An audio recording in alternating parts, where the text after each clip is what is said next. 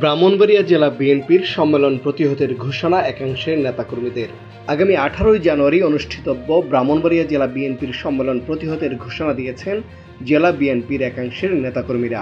রোববার দুপুরে জাতীয় বীর আব্দুল কুদ্দুস মাখন পৌর মুক্ত ময়দানে বিএনপির ভারপ্রাপ্ত চেয়ারম্যান তারেক রহমানের দেয়া 31 দফা দাবি বাস্তবায়নে বিএনপির একাংশের আয়োজিত সমাবেশ থেকে এই হুঁশিয়ারি দেয়া হয়। জেলা বিএনপির সাবেক সভাপতি ও সাবেক পৌর মেয়র হাফিজুর রহমান মোল্লা কোচির সভাপতিত্বে ও সদর উপজেলা বিএনপির সাবেক সাধারণ সম্পাদক আলী আজমের সঞ্চালনায় অনুষ্ঠিত সমাবেশে বক্তব্য রাখেন জেলা বিএনপির সাবেক সাধারণ সম্পাদক জহিরুল হক খোকন, সাবেক সিনিয়র সহ-সভাপতি অ্যাডভোকেট শফিকুল ইসলাম, সাবেক সহ-সভাপতি অ্যাডভোকেট গোলাম সারোয়ার খোকন, সাবেক যুগ্ম সাধারণ সম্পাদক এবিএম মমিনুল হক, সাবেক কোষাধ্যক্ষ জসিমউদ্দিন রিপন, সাবেক স্বেচ্ছাসেবক দলের সেক্রেটারি মাইনুল ইসলাম, সদর উপজেলা বিএনপির সাধারণ সম্পাদক আলমগীর হোসেন, পৌর বিএনপির সভাপতি নজিরউদ্দিন আহমেদ, যুবদলের সভাপতি শামীম মোল্লা প্রমুখ। সমাবেশে বক্তারা বলেন, বিএনপির নির্যাতিত ও ত্যাগী নেতাকর্মীদের বাদ দিয়ে আগামী 18 জানুয়ারি জেলা বিএনপির সম্মেলনের তারিখ করা হয়েছে।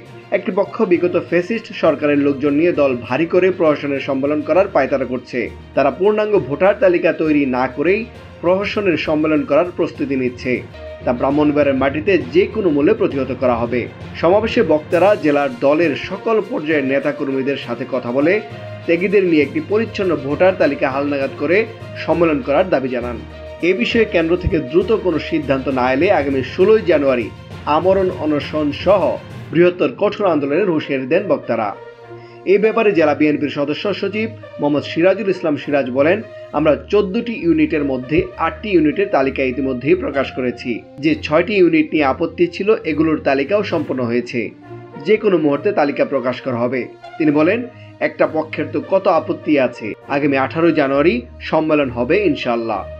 তানভীর হাসান, সারাবেলা নিউজ, ব্রাহ্মণবাড়িয়া।